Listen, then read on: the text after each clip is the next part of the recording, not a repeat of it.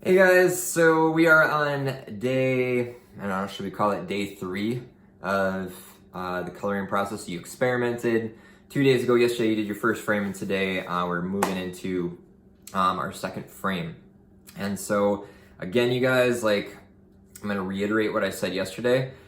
When you have your brush, dip it into the coffee, have it be damp, so get a little bit of water on it, put it in the coffee, check the brush on another piece of paper, see how it turns out. Is it light? All right, and it should be light, especially at the beginning. Start out with really light, like really dilute it. And I'll actually kind of just take, I'll have some coffee where I like checked it like on, a piece of paper or whatever, and I'll just kind of work that up and use that little bit, and I can add a little bit of water to that, like that worked up area, and just bring it over and just keep adding, the light, like layers.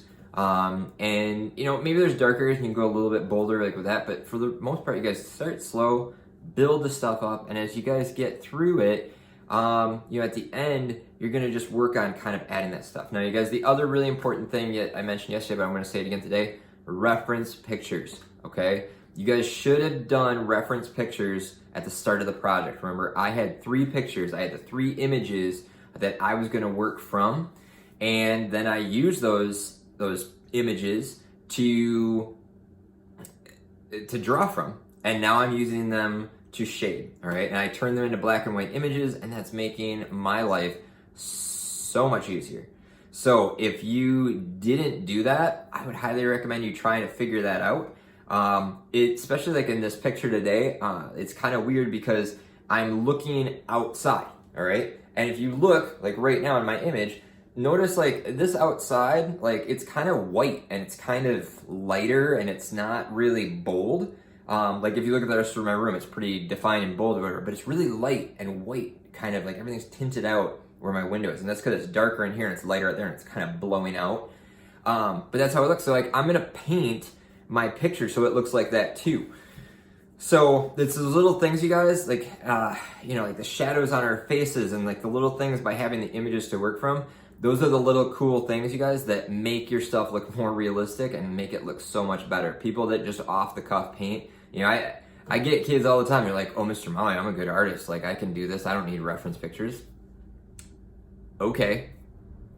You might be pretty, you might have it on lock, but you know what? I'm gonna guess, you guys, me being 40 years old, being a pretty experienced painter, I've been doing this for quite a while, you guys, like, I know that I'm gonna do better if I have reference pictures.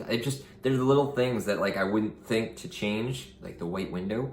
Like I wouldn't think to do that, and you just pick up on it because you're looking at the reference, you're like, oh, right. Like if I'm looking at my beard right now, notice like this lighter spot right here, right? And then there's like a light highlight along the edge, and then it's dark.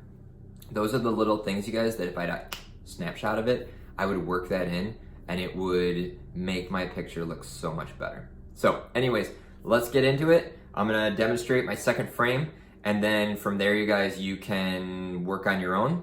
I'm just gonna rally back at the end real quick just to check in. So, all right, let's get to it.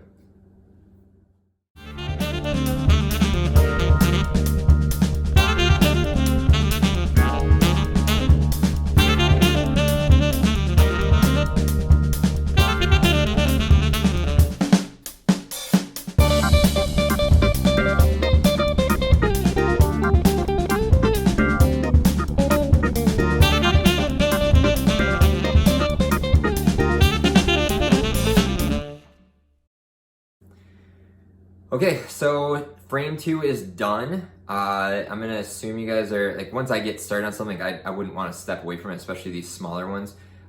It probably took me maybe a half an hour, 45 minutes or so to like do like the painting today, and about the same amount of time yesterday.